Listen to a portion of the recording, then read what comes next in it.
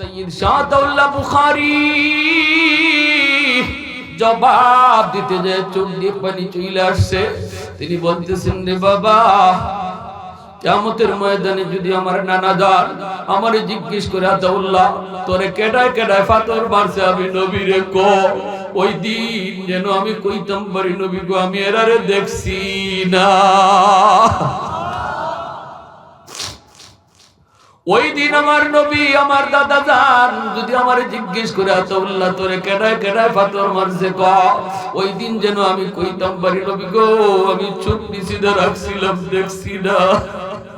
এজন্য তো আমার নবী দয়ার নবীর আখলাক ছিল উলামায়ে কেরামের কাছে নবী খুলুকে আযীমের অধিকারী।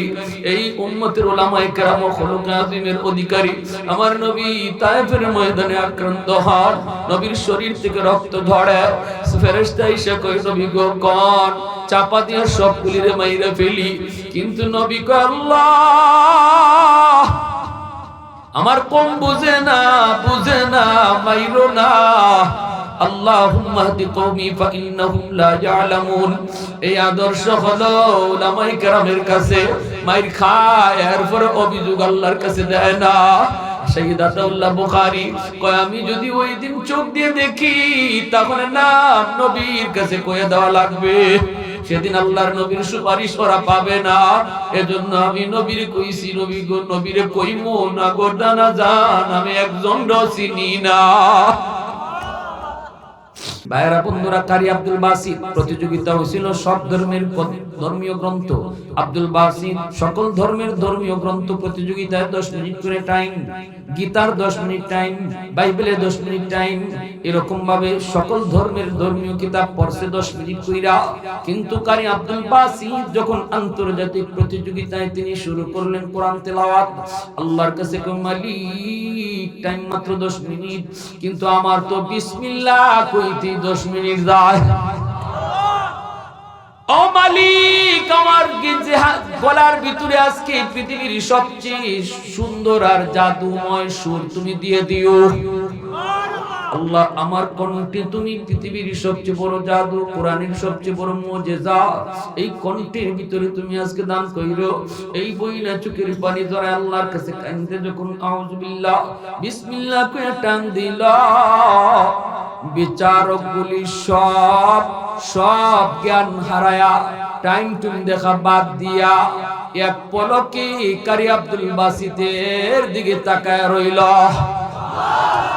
কই যায় 10 মিনিট, কই যায় 15 মিনিট, কই যায় 20 মিনিট, খবর নাই। আধা ঘন্টা চলে গেল। আল্লাহর কোরআন তিনি তিলাওয়াত করেন, আধা ঘন্টা চলে গেল। ওই অবস্থায় একজন মানুষ হঠাৎ করে বিচারকের পাশে গিয়ে ঠেলা দেয়, ও মিয়া একটু গরিব ফাঁসাও। এমনি হুশ ফিরে তাকায় দেখে আধা ঘন্টা চলে গেছে। আধা ঘন্টা, আল্লাহু আকবার বলে বলেন। ওই বিচারকের বিরুদ্ধে আন্তর্জাতিক আদালতে মামলা হলো, বিচারককে হাজির করা হলো। সব ধর্মের ধর্মীয় গ্রন্থ তুমি সুযোগ দিলা 10 মিনিট, কোরআন কেন টাইম দিছো তুমি আধা ঘন্টা?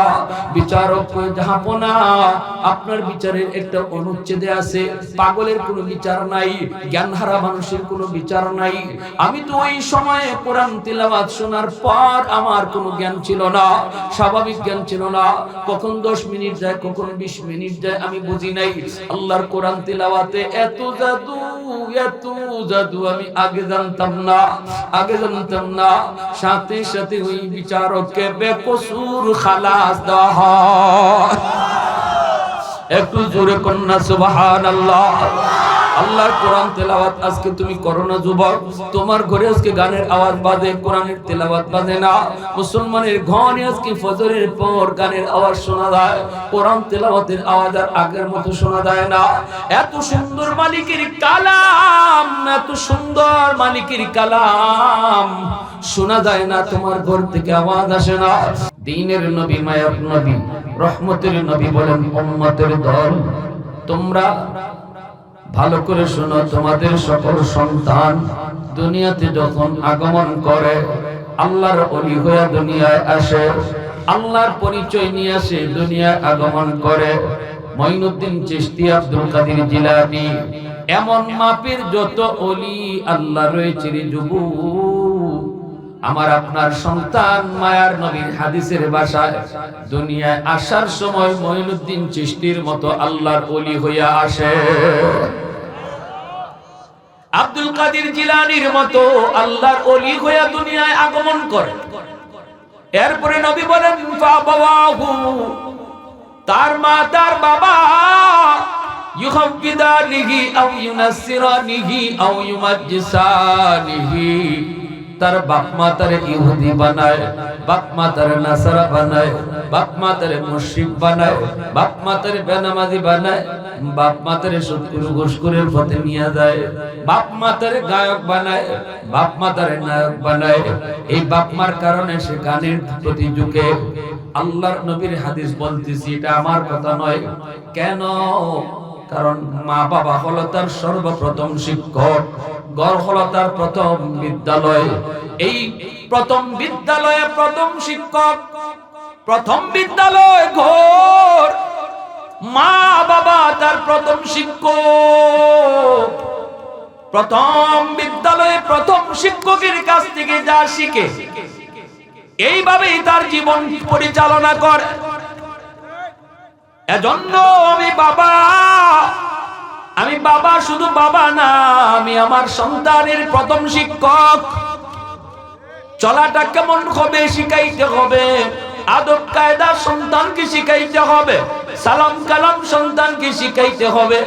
আমার সন্তান কিভাবে বসবে, কিভাবে খাবে, কিভাবে গোসল করবে, সবগুলা সন্তানকে শিখাইতে হবে।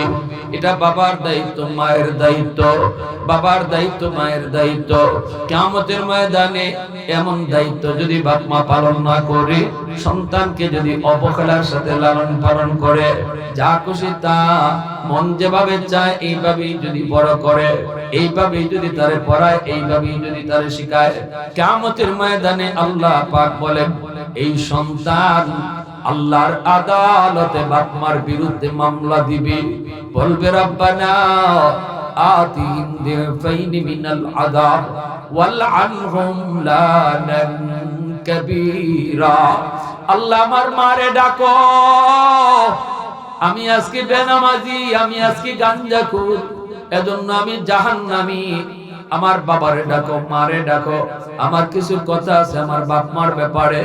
আমি শিশু ছিলাম, আমি বুঝতাম না গো মালিক, কোথায় ভর্তি হব, কোথায় পড়বো, কেমনে চলবো আমি জানতাম না। আমার বাবা আমাকে কিছু শিখায় নাই, আমার মা আমাকে শিখায় নাই, আমার বাবা তোমার পরিচয় আমার কলিজায় দেয় নাই, আমার মা আমাকে নামাজ শিখায় নাই, আমার বাবা আমাকে এরকম ভাবে আদব কায়দা শিখায় নাই। আল্লাহ, যার কারণে আমি এত বড় বেয়াদব হইছি, মুরব্বিদের সাথে বেয়াদবি শিখছি, আল্লাহ বাপ্পার সাথে বেয়াদবি করছি, ও মালিক তোমার সাথেও বেয়াদবি করছি। এত কিছুর পিছনে আমার বাপ মা দায়ী। কেন তারা আমাকে শিশুকালে এমন জায়গায় ভর্তি করাইলো না? কেন তারা শিশুকালে আমাকে ঘরের পরিবেশ ঠিক রাখলো না? কেন শিশুকালে মা আমাকে নিয়ে টেলিভিশন দেখলো? শিশুকালে আমারে কেন নাচ গান দেখাইলো?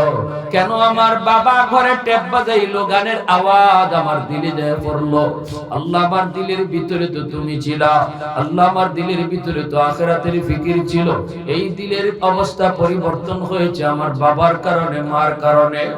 আজ যদি আমি জাহান্নামী হই, আমার বাপ মারে জাহান্নামের ডাবল শাস্তি তুমি দাও। আল্লাহর আদালতে মামলা দায়ের করবে সন্তান, আল্লাহর আদালতে মামলা।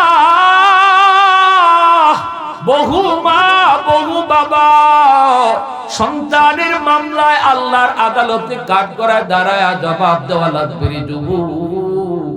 এজন্য বলি, দিলটা একটু নরম করে কথা বলি, শোনো। শিশুকালে আল্লাহর পরিচয় শিখাও। আল্লামা ডক্টর ইকবাল এত বড় ডক্টর, পাকিস্তানের অক্সফোর্ড বিশ্ববিদ্যালয় থেকে তিনি ডক্টরেট নিয়েছেন। অথচ লেখাপড়া হয়েছে মাদ্রাসায়, লেখাপড়া শুরু হয়েছে আল্লাহর পরিচয় দিয়া। বাপ মা লেখাপড়া শুরু করাইছে মাদ্রাসা দিয়া। এরপরে মাদ্রাসার পড়ালেখা শেষ করে তিনি স্কুলে পড়ছেন, কলেজে পড়ছেন, ভার্সিটিতে পড়ছেন। তারপরে ডক্টরেট ডিগ্রি আনার জন্য লন্ডন গেলেন, অক্সফোর্ড লন্ডন গেলেন। সেখানে যায় দেখা যায় তার কোনো পরিবর্তন নাই। ইসলামের পক্ষের বহুত বড় সৈনিক, ইহুদি টিচার, খ্রিস্টান টিচার, এদের মাঝেও তিনি ইসলামের পক্ষে কবিতা লিখে যান, ইহুদিদের বিপক্ষে কবিতা লিখেন। জজের কাছে বিচার দেওয়া হলো, মামলা হলো, কোর্টে তারে হাজির করা হলো। কোর্টে তারে হাজির করলে জজ জিজ্ঞেস করে, মিয়া তুমি আমাদের পরিবেশে থাকো, আমাদের পরিবেশে তুমি বড় হইতেছ, আমাদের পরিবেশে তুমি দিনরাত কাটাইতেছ, তোমার ভিতরে এখনো ইসলামের কথা, তোমার দিলের ভিতরে এখনো কোরআনের কথা, নবীর কথা, পরিবেশটা তো আমাদের পরিবর্তন হয় না কেন, তোমার ঘটনা কি? সাথে সাথে আল্লামা ডক্টর ইকবাল বলেছিলেন, শোনো, সময় মতো চারা গাছে আমার মা বাপ পানি দিছে, চারা গাছ বড় হইলে পানি দিয়া কোনো লাভ নাই। আমি শিশুকালে আমার কলিজা যখন কাদা মাটির মতো, ওই কাদা মাটিতে আমার আল্লাহর নাম, আমার নবীর নাম, কোরআনের কথা, আল্লাহ পাকের নাম দিলের ভিতরে পাথরে খোদাই করে বাতমায় লিখে দিয়েছে। জোরে কোন সুবহানাল্লাহ। মুসলমানের আওয়াজে কোন সুবহানাল্লাহ। প্রশংসা করব কার? আর একটু জোরে মালিকের নাম। প্রশংসা করব কার? ये जिक्र खुदा दिल में सदा रखने दिया कर, ये जिक्र खुदा दिल में सदा रखने दिया कर, और नक्श खुदा दिल में जमा रखने दिया कर। क्या जाने हो किस लम्हे कोई फضل इलाही, हर वक्त दरे कल्ब खला रहने दिया कर। मुर्शिद की नजर गज़ बसर से न होती है, क्या खुश नजरी खुश नजरी खुश नजरी है।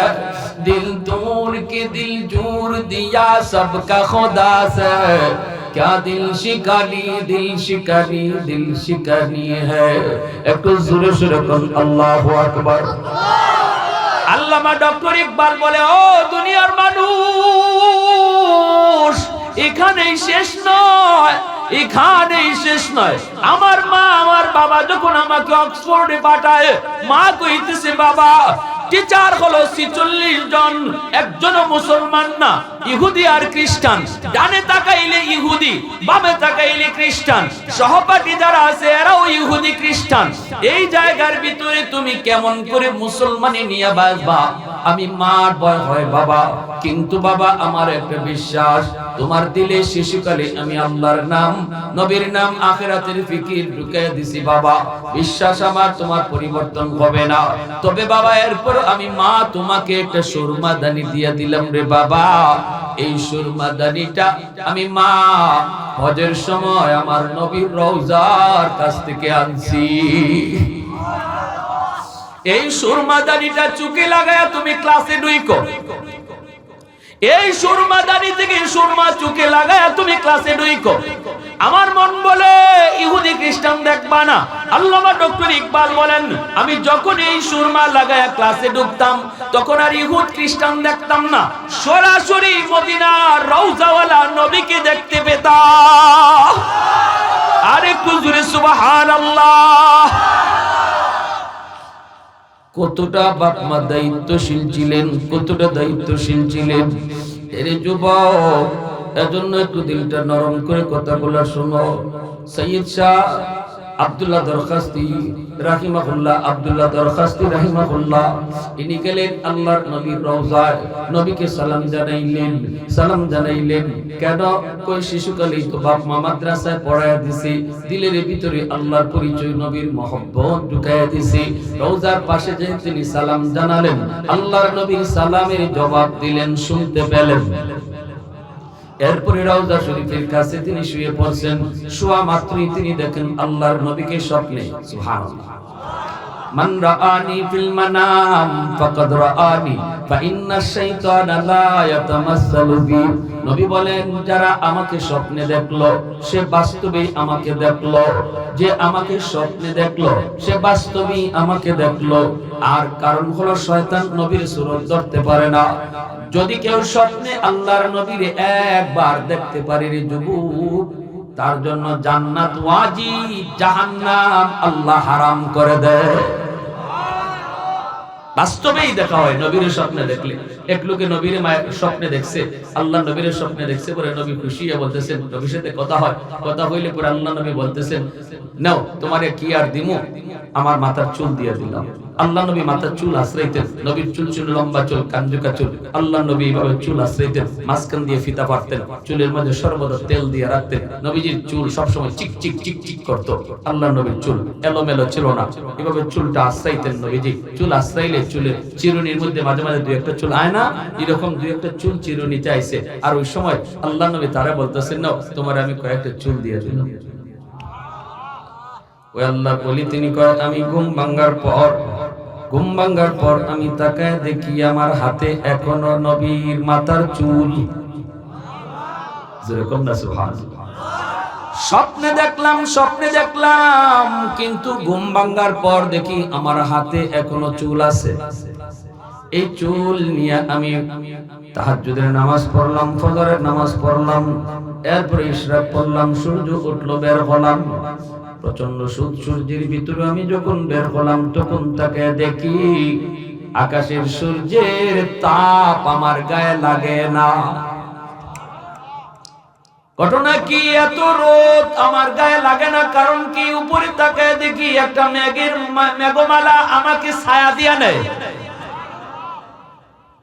ঘটনা কি, একটা মেঘ আমাকে ছাতির মতো ছায়া দিয়া নিতেছে। এইবার আমি অবাক, আমি নিজে নিজে বুঝলাম এটা আমার কোনো কেরামতি না। আমার মায়ার নবী যেই দিকে যাইতেন এই দিকে মেঘমালা ছায়া দিত। আজ নবীর চুল মোবারক আমার সাথে থাকার কারণে মেঘমালা নবীর চুলটারে ছায়া দিয়া নিতেছি। সুবহানাল্লাহ। এই বছর হযরত আলী রাদিয়াল্লাহু তাআলা এরকম একটা স্বপ্ন দেখছিলেন। আলী রাদিয়াল্লাহু তাআলা একদিন স্বপ্নে দেখেন আল্লাহর নবী একদিন স্বপ্নে দেখতেছেন মায়ার নবী দয়ার নবীর কাছে তিনি বসা। ওই অবস্থায় একজন মহিলা আসছে, আয়েশা বলতেছে, ইয়া রাসূলুল্লাহ, আমার খেজুর বাগানের প্রথম খেজুর নেন, আমি আপনারে দিলাম হাদিয়া, এই খেজুরগুলো আপনি খান, সাহাবীর বাট্টা দেন। নবীজি সবাইরে বাট্টা দিতেছেন, 3টা 4টা 5টা করে, কিন্তু আলীর সামনে আয়েশাই নবীজি দিলেন একটা। কয়টা দিয়েছেন? হযরত আলীর মনের ভিতরে প্রশ্ন, সবাইরে দিলেন নবী 3টা 4টা করে, আমাকে কেন দিলেন একটা? কিন্তু প্রশ্ন করেন নাই। প্রশ্ন ঘুম থেকে ওঠার পর তিনি বলেন, আমি ওই খেজুরটা পাইয়া স্বপ্নেই মুখে দিয়া দিছি। ঘুম ভাঙ্গার পরে দেখি আমার মুখে এখন ওই খেজুর আছে। সুবহানাল্লাহ। ফজরের নামাজ পড়তে গেলাম, হযরত ওমর ফারুক রাদিয়াল্লাহু তাআলা আনহুর জামানা, মুসলিমিন আমিরুল মুমিনিন হযরত ওমর, এনার জামানার ঘটনা বলতেছি। ফজরের নামাজের পর খলিফার পাশে আমরা এরকম গুল হয়ে বসলাম। হঠাৎ করে দেখি একজন বুড়া মহিলা হযরত ওমরের দরবারে খেজুর নিয়ে আইছে। আয়া বলতেছে, আমিরুল মুমিনিন, এই খেজুরগুলি আমার বাগানের প্রথম খেজুর। আল্লাহু আকবার। হযরত আলীর মনে পড়ে গেল স্বপ্নের কথা। ঘটনা কি, আমি স্বপ্নে দেখলাম নবীর কাছে বসা, আর এরকম একজন মহিলা আমার বাগানের প্রথম খেজুর। এখন ওমরের পাশে বসা, আর দেখা যায় বাস্তবে একজন মহিলা কইতেছে আমার বাগানের প্রথম খেজুর, আপনি আপনার সাথীদেরকে নিয়ে খেজুরগুলা খান। হযরত আলী চুপচাপ, কথা বলেন না, কিন্তু স্বপ্নের কথা মনে পড়ে গেছে। আজকে রাত্রেই মাত্র স্বপ্নে দেখছেন, এটা ঠিক কি না? নবীকে হযরত ওমর খেজুরগুলা হাতে নিলেন, একজন করে খেজুর দিতেছেন, 3টা 4টা 5টা করে দেন, কিন্তু আলীর কাছে আইয়েই হযরত ওমর খেজুর দিবেন একটা। খেজুর দিবেন কয়টা? হযরত আলী মনে পড়ে গেল 100 স্বপ্নের সাথে বাস্তবিক মিল। নবী আমাকে 3টা 4টা খেজুর দেন নাই, দিয়েছেন একটা। হযরত ওমর তিনিও দিলেন আমাকে একটা, অথচ দুই একটা দিলে আমার হাসান হুসেনকে দিতে পারতাম। তখন নবীর তিনি জিজ্ঞেস করেন নাই, ওমরকে জিগাইতে তো অসুবিধা নাই, নবীরে তো একটু ডর লাগে। ওমরে জিগাইতেছেন, ওমর সবাইকে দিলেন তিনটা চারটা, আমাকে দিলেন একটা, ঘটনা কি? ঘটনা কি? কারণ কি? হযরত ওমর তখন মুস্কি হেসে বলে, আলী আজ রাত মায়ার নবী যদি তোমাকে তিনটা চারটা দিতেন, আমিও তোমাকে তিনটা দিতাম। সুবহানাল্লাহ, জোরে কইতেন না? हैदार तेरा नाम से इस्लाम रहेगा, हैदार तेरा नाम से इस्लाम रहेगा, दुनिया की शजाअत में तेरा नाम रहेगा, दुनिया की शजाअत में तेरा नाम रहेगा, फारूक तेरा नाम से इस्लाम रहेगा, दुनिया की अदालत में तेरा नाम रहेगा, दुनिया की अदालत में तेरा नाम रहेगा, मुआविया तेरा नाम से इस्लाम रहेगा, दुनिया की सियासत में तेरा नाम रहेगा, दुनिया की सियासत में तेरा नाम रहेगा। একটু জোরে সোরে করুন আল্লাহু আকবার। হযরত মাওলানা আব্দুল্লাহ দরখাস্তি রাহিমাহুল্লাহ ইনি স্বপ্নে আল্লাহর নবীরে দেখতেছেন। নবীরে দেখা মাত্র আল্লাহর নবী বলতেছেন, মিয়া কি খবর? তিনি কই, ইয়া রাসূলুল্লাহ আমি তো নিয়ত করছি আর দেশে যাইতাম না গো নবী, আমি মদিনায় থাকতাম, আপনি যেখানে শুয়ে রইছেন আমিও বাড়ি গড়ি গানি বানাইতাম। আল্লাহর নবী কয়, না, পাকিস্তান চলে যাও, যে দিনের খেদমত করো, মাদ্রাসায় পড়াও আর খতমে নবুয়তের আন্দোলন করো। আল্লাহু আকবার, সুবহানাল্লাহ, জোরে কোন না। এলাকায় যায় খতমে নবুয়তের আন্দোলন করো। আমি নবীর খতমে নবুয়ত যেই ডাকাতের দল চিন্তাই করতে চায়, এদের বিরুদ্ধে রুখে দাঁড়াও, খতমে নবুয়তের আন্দোলনে শরীক হও, খতমে নবুয়তের আন্দোলনে শরীক হও। আর আমার আওলাদ সৈয়দ শাহ আতাউল্লাহ বুখারী, আমার আওলাদ, নবী বলছেন, আমার আওলাদ সৈয়দ শাহ আতাউল্লাহ বুখারীকে আমার সালাম দিও আর কইও তার খতমে নবুয়তের আন্দোলনে আমি নবী তার উপর খুশি। সুবহানাল্লাহ। ও ভাই, বুঝো না একটু, দেখো না আমাদের আকাবিরদের কথা। এমন একটা ছেলে সকল বাপ মাই আশা করে কি করে না, কিন্তু আমাদের কিছু দায়িত্ব তো আছে ভাই, দায়িত্ব আছে। শিশুকালে দায়িত্বগুলো ভুল করলে এমন সন্তানের আশা করা যাবে না। সন্তান আতাউল্লাহ বুখারী হবে না, আব্দুল্লাহ দরখাস্তি হবে না, হবেন যে মুহাদ্দিস সাহেব হবে না, অলিপুরীর মতো হবে না, কিন্তু মন থেকে তো সবাই চায় আমার সন্তানটা যদি এমন হইতো। তাহলে কিছু দায়িত্ব বাপ মারও আসেনি না নাই? তিনি চলে আসলেন পাকিস্তান, আয়া সৈয়দ আতাউল্লাহ বুখারী রাহিমাহুল্লাহর কাছে হাজির। অসুস্থ মানুষ বিছানায় পড়া, সেই সালাম দিয়া বলেন, হযরত আল্লাহর নবী আপনাকে সালাম জানাইছেন। ঘুম থেকে বিছানা থেকে লাফ দিয়ে উঠে গেলেন, বলে কও কি তুমি? নবী আমারে সালাম দিয়েছেন। বলে হর আল্লাহর নবী বলেছেন নবী আপনার উপরে খুশি, আপনি খতমে নবুয়তের আন্দোলন করেন, এজন্য আল্লাহর নবী আপনার উপরে খুশি সংবাদ দিতে বলছেন। সৈয়দ শাহ আতাউল্লাহ বুখারী তিনি নবীর বংশের মানুষ, এজন্য তিনি খুশিতে আত্মহারা, খুশিতে আত্মহারা। কে সৈয়দ শাহ আতাউল্লাহ বুখারী? খুশিতে আত্মহারা হয়ে বলতেছেন, একটু কও না, ও বাবা কও না, আমার দাদা জান কি আমার নাম দইরা কইছেন নাকি? আব্দুল্লাহ দরখাস্তি কয়, হ নবী আপনার নাম, নবী আপনার নাম নবীর জবান দিয়ে উল্লেখ করেছেন। কে সেই সৈয়দ শাহ আতাউল্লাহ বুখারী রাহিমাহুল্লাহ, যিনি অখণ্ড ভারতের পক্ষে ছিলেন, অখণ্ড ভারতের পক্ষে কুতুবুল আলম শাইখুল ইসলাম হুসাইন আহমদ মাদানী রাহমাতুল্লাহি আলাইহি, ইনি অখণ্ড ভারতের পক্ষে ছিলেন। পাকিস্তান বিভক্তির প্রয়োজন নাই, ভারতবর্ষ আমরা এক হয়ে থাকবো। পূর্ব পাকিস্তান, পশ্চিম পাকিস্তান, ভারত মিললে আমরা এক রাষ্ট্র। এটা ছিল মাদানী রহমতুল্লাহ আলাইহির থিওরি, সৈয়দ শাহ আতাউল্লাহ বুখারী রহমতুল্লাহি আলাইহির থিওরি। এজন্য মুসলিম লীগ যারা করত, যারা খণ্ড ভারতের পক্ষে ছিল, বলে না, ভারতের সাথে আমরা থাকতাম না, এরা হিন্দু বেশি, আমরা আলাদা হয়ে যাইমু। এরা অখণ্ড ভারতের পক্ষে যারা ছিলেন তাদেরকে ভালো জানতো না, তাদের সাথে বিদ্বেষ রাখতো, এমনকি তাদেরকে মাঝে মাঝে লাঞ্ছনা করত। কুতুবুল আলম শাইখুল ইসলাম হুসাইন আহমদ মাদানী রাহমাতুল্লাহি আলাইহি, ইনাকেও কয়েক জায়গায় লাঞ্ছিত করা হয়েছে শুধুমাত্র অখণ্ড ভারতের পক্ষে থাকার কারণে। অথচ কুতুবুল আলম সৈয়দ হুসাইন আহমদ মাদানী তিনি বলেন, আমি অখণ্ড ভারতের পক্ষে আমি নিজের ইচ্ছায় আসি নাই। স্বপ্ন যুগে দাদা যান তিনি মায়ের নবীকে বলতেছেন, স্বপ্ন যুগে আমার দাদা যান নবীজি আমাকে বলেছেন, হুসাইন অখণ্ড ভারতের পক্ষে থাকবা। এটা মুসলমানদের জন্য গৌরবের বিষয়। যদিও হিন্দুস্তানে হিন্দুরা বেশি, যদিও তারা এই ভারতবর্ষে হিন্দুর সংখ্যা বেশি, কিন্তু এরপরও 750 বছর মুসলমান শাসন করেছে, ঠিক না?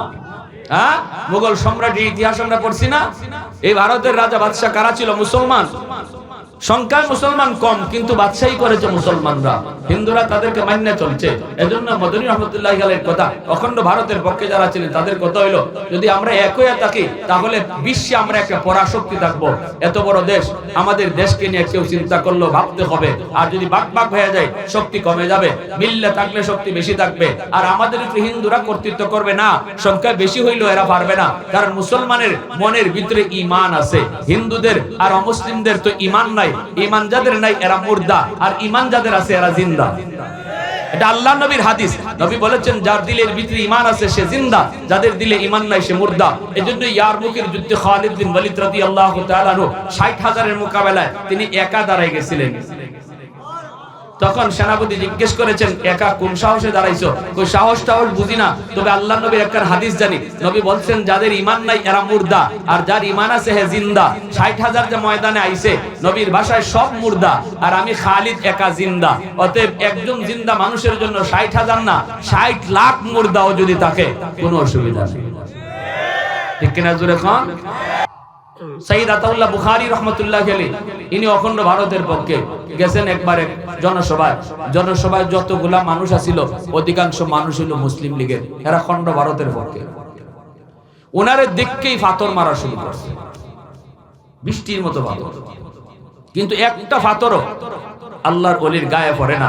অদৃশ্য একটা খাঁচার মতো লোহার খাঁচা ওনার চতুর্দিকে ছিল, সবাই দেখতেছে পাথর মারে, কিন্তু গায়ে পড়ার আগেও কের সাথে জানি লাগে টাস করে পাথরটা দূরে ফিরে যায়। ডরাইতেছে, হুজুরের বাপ বেশি ভালো না, কোন সময় কিতাব ফুটবো বাবা এখানে বাইরে খারাপ হইতো না, বাইরের সঙ্গে ওলি আল্লাহর জমিন, ঠিক না? হ্যাঁ, চনমে শেখ শাহ হুজুরের জমিন, গেদুমিয়া শেখ শাহ হুজুরের জমিন, এই জমিন ওলি আল্লাহর জমিন। যে জিনারা পাকিস্তানে আইয়ুব খানরে পর্যন্ত হিসাব করে চলছে না, আইয়ুব খানরে বুইরা আঙ্গুল দেখাইছে। ওই যে কিশোরগঞ্জে হযরত মাওলানা আতাহার ইসাব রাহিমাহুল্লাহ, ইনি পার্লামেন্টে বসে আইয়ুব খানে কইছিল, মৌলভী এত কথা কইও না। উনি কয়, কি কথা কইতাম না? মানে কোরআন বিরোধী আইন করবা, কথা কইতাম না। কয়, এত কথা কইও না, আমার নাম আইয়ুব খান, আমার সামনে কথা কইতে হিসাব করে কোন লাগে, আমি জাতে ফাটান, আমি ফাটানের বাচ্চা। আর হযরত মাওলানা আতাহার ইসাব রাহিমাহুল্লাহ ইনি সাথে সাথে চেয়ার তুললা কইছিলেন, তুই ফাটানের বাচ্চা আর আমি মুসলমানের বাচ্চা, তুই ফাটানের বাচ্চা আমি মুসলমানের বাচ্চা। এটা হইলো আমরা উলামায়ে কেরাম, আমাদের আকাবিরদের কথা, অতএব হিসাব করে কথা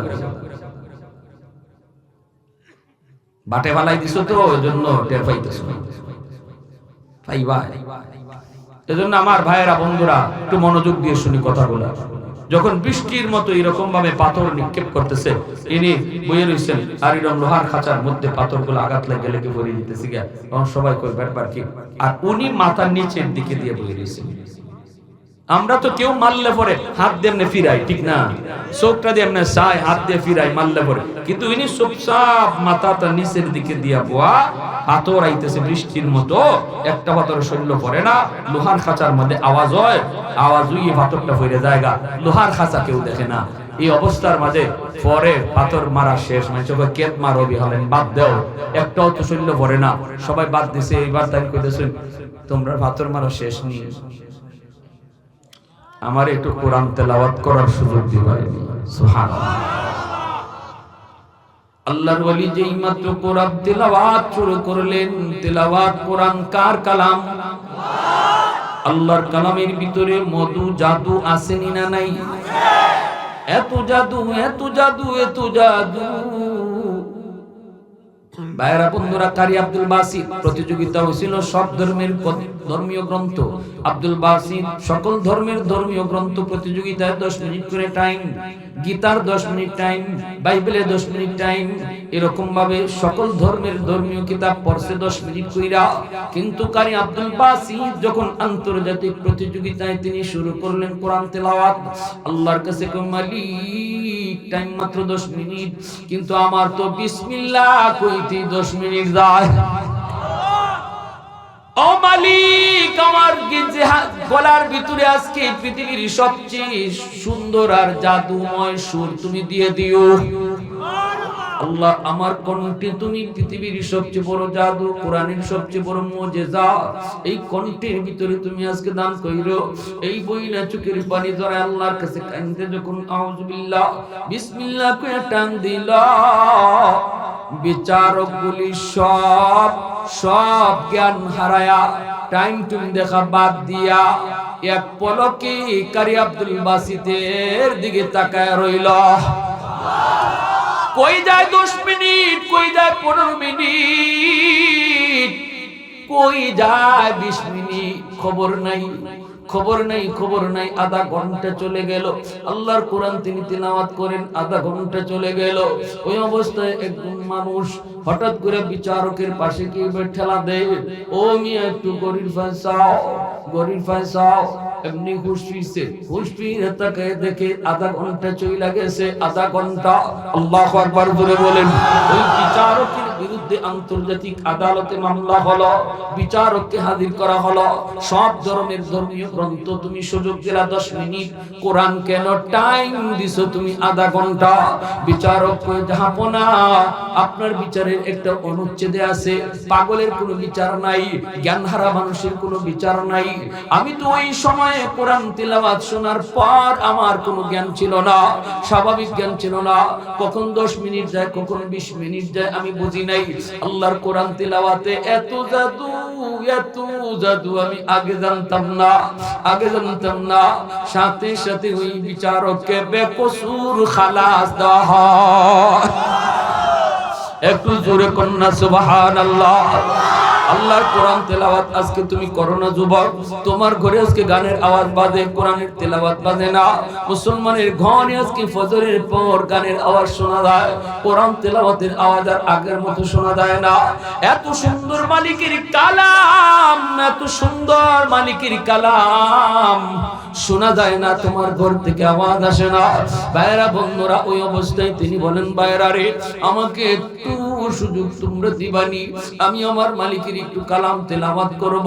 সাথে সাথে জনগণ কই, শ্রোতারা কই, ঠিক আছে তেলাওয়াত করবেন, অর্থ করবেন না, কারণ উনারে তো ভালো পায় না, ইনি অখণ্ড ভারতের পক্ষে, এজন্য কই তেলাওয়াত করবায়, অর্থ করতে পারতায় না। ইনি কই, ঠিক আছে অর্থ করব না। আল্লাহর কোরআন জাদু মাকা সুরে যখন তিনি তিলাওয়াতে টান দিলেন, সাথে সাথে ওই জনগণগুলি সবাই এরকম বিমুখ হয়ে গেল। একটু পরেই সবাই কই, হুজুর বিয়াদবি মাফ করবেন, আর একটু তিলাওয়াত শোনান। চোখে পানি চলে আসলো, সবাই কান্দে কান্দে চোখের পানিতে ভিজে যায়। এইবার হুজুরের কাছে, হুজুর আমরা আপনারে মারলাম, আমরা আপনার দিকে পাথর মারলাম, কিন্তু আপনি মাথা নিচের দিকে দিয়ে বসা, চোখটা মুইজা নিচের দিকে বসা, পাথর ফিরাইলেন না, একটু তাকাইলেন না, ঘটনা কি কিছু বুঝলাম না। সৈয়দ শাহদাউল্লাহ বুখারী জবাব দিতে যায়, চোখ দিয়ে পানি চলে আসছে। তিনি বলতেছেন, রে বাবা, কিয়ামতের ময়দানে যদি আমার নানা যান আমারে জিজ্ঞেস করে, আতাউল্লাহ তোরে কেডায় কেডায় পাথর মারছে, আমি নবী রে কো, ওই দিন যেন আমি কইতাম পারি, নবী গো আমি এরারে দেখছি না। ওই দিন আমার নবী, আমার দাদা যান যদি আমার জিজ্ঞেস করে আতাউল্লাহ তোরে কেডায় কেডায় পাথর মারছে ক। ওই দিন যেন আমি কইতাম পারি নবী গো আমি চুপ নিছিনা রাখছিলাম দেখছি না। এজন্য তো আমার নবী দয়ার নবীর আখলাক ছিল উলামায়ে কেরামের কাছে নবী খুলুকে আযীমের অধিকারী। এই উম্মতের উলামায়ে কেরাম খুলুকে আযীমের অধিকারী।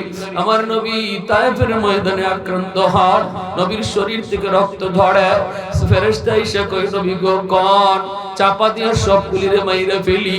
কিন্তু নবী কয় আল্লাহ আমার কম বুঝে না মাইরো না। আল্লাহুম্মা হদি কওমি ফাইন্নাহুম লা ইয়ালামুন। এই আদর্শ হলো উলামায়ে কেরামের কাছে মাইর খায় এরপর অভিযোগ আল্লাহর কাছে দেয় না। শহীদ আতাউল্লাহ বুখারী কয় আমি যদি ওই দিন চোখ দিয়ে দেখি তাহলে না নবীর কাছে কয়ে দেওয়া লাগবে, সেদিন আল্লাহর নবীর সুপারিশ ওরা পাবে না। এজন্য আমি নবীর কইছি নবী গো নবীরে কইমো না গোটা না জান আমি একজন চিনি না।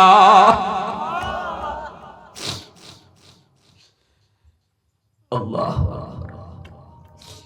ऐ हबीबे किबरिया तुम पर सलाम, ऐ हमारे दिल रुबा तुम पर सलाम, ऐ हबीबे किबरिया तुम पर सलाम, ऐ हमारे दिल रुबा तुम पर सलाम, दिल सदा कहता रहा तुम पर सलाम, ऐ इमामुल अंबिया तुम पर सलाम, मस्जिदे अक़सा में जुमला अंबिया,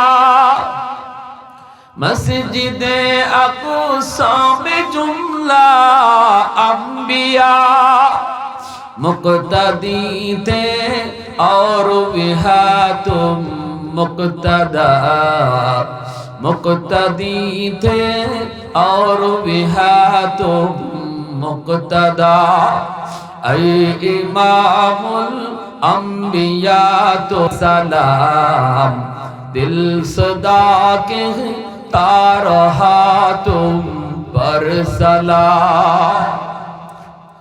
জবান খুলে জিকির করি লা ইলাহা ইল্লাল্লাহ, লা ইলাহা ইল্লাল্লাহ,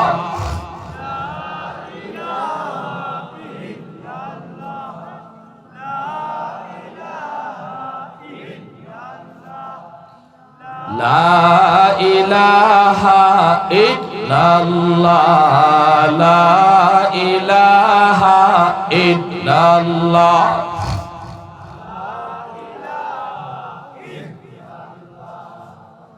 লা ইলাহা ইল্লাল্লাহ মুহাম্মাদুর রাসূলুল্লাহ। জোরে সুরে বলি সাল্লাল্লাহু আলাইহি ওয়াসাল্লাম। এমন একজন সন্তান যদি পাইতে হয় তাহলে সন্তানের ব্যাপারে নজর রাখতে হবে শিশুকাল থেকে। ঠিক কি না তোরা বলেন? শিশুকাল থেকে আমার সন্তানের প্রতি নজর রাখতে হবে। এমন একজন সন্তান যদি আশা করতে হয়, নজর যদি রাখি, সিদ্ধান্ত যদি সঠিক হয়, তাহলে আমার নবীর কথা মিথ্যা নয়, নবীর কথা সত্য। নবী কয় জন্ম নিছি আতাউল্লাহ বুখারী হইয়া, মরণ পর্যন্ত আতাউল্লাহ বুখারীর মতোই আল্লাহর ওলি থাকবে। জন্মই নিছে তোমার সন্তান আব্দুল্লাহ দরখাস্তি হইয়া, মরণ পর্যন্ত আব্দুল্লাহ দরখাস্তির মতো আল্লাহর ভয় অন্তরে নিয়ে চলবে। যদি বাপ মার সিদ্ধান্ত সঠিক হয়, বাপ মার সিদ্ধান্ত যদি সঠিক হয়, আমার সন্তান আস্তে আস্তে বড় হয়। খাওয়াইবো কি? কয় হারাম কিছু খাওয়ায় না। সুদের টাকা করে ঢুকায়া সন্তানরে বড় কইরো না, ঘুষের টাকা করে ঢুকায়া সন্তানরে লালন পালন কইরো না। লা ইয়াদখুল জান্নাতা জাসাদুন গুজিয়া বিল হারাম, না না, হারাম টাকা খাওয়ায়া যদি সন্তান বড় করো যুবক, এই সন্তান কোনোদিন মার সাথে ভালো আচরণ করবে না, বাবার সাথে ভালো আচরণ করবে না, মুরব্বীদের সাথে ভালো আচরণ করবে না, কারণ হারামের ভিতরে ভালো কিছু নাই, হারামের ভিতরে কোনো খারাপ আসর।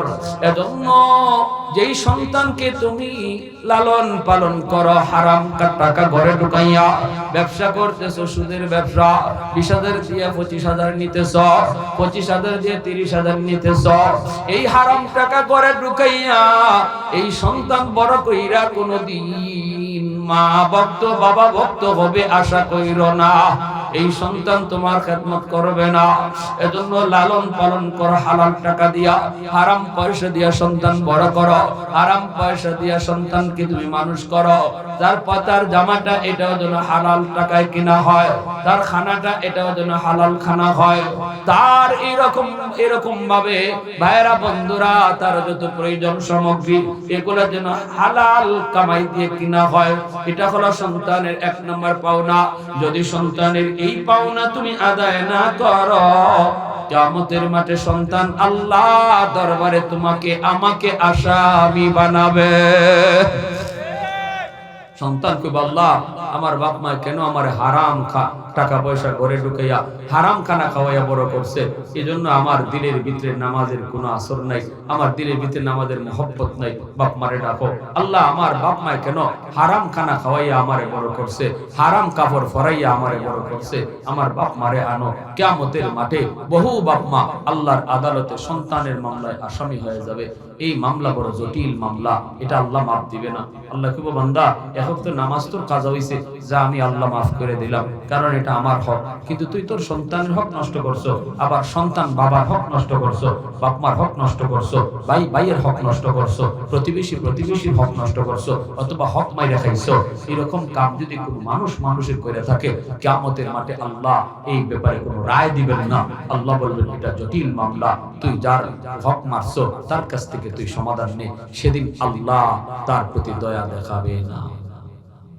জটিল থেকে জটিল মামলা, মানুষের হক মাইরা খাওয়া, মানুষের মান সম্মানের ইজ্জতের উপরে হামলা করা। সাবধান, কিয়ামতের মাঠে যদি আল্লাহর কাছ থেকে বাঁচতে চাই, আল্লাহ পাক যদি 2-1টা আল্লাহর হক নষ্ট হয়ে থাকে, আল্লাহ দয়া করে মাফ করে দিতে পারে। কারণ নবী বলছেন, কিয়ামতের মাঠে আল্লাহর কুদরতি কলিজায় 99 ভাগ দয়া মায়া থাকবে। এই 99 ভাগ দয়া মায়া আল্লাহর কুদরতি কলিজায় থাকবে। এই দয়া তো আল্লাহ দেখাইবো আল্লাহর হক যেটা নষ্ট হয়েছে এই ব্যাপারে, কিন্তু আরেকজনের বিষয় আল্লাহ কেমনে মাফ দিবে? আপনি ঝগড়া করছেন অমুকের সাথে, আব্দুর রহিম আব্দুল করিম, এখানে আব্দুল জব্বার আইয়া কি আপনাকে মাফ দিতে পারবো? হ্যাঁ, ঠিক। আল্লাহ পাকের আদালত হলো ন্যায় বিচারের আদালত।